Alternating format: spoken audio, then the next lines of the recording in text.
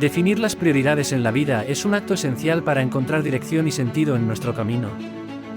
En un mundo lleno de distracciones y demandas constantes, es fácil perderse en la vorágine de actividades y compromisos.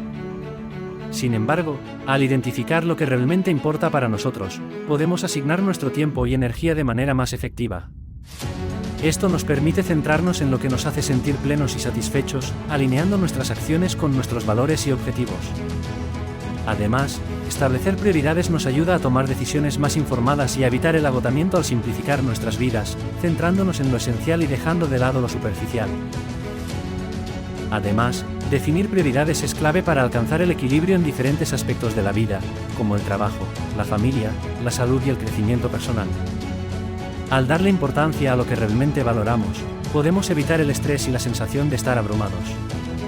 En última instancia, las prioridades nos permiten vivir una vida más auténtica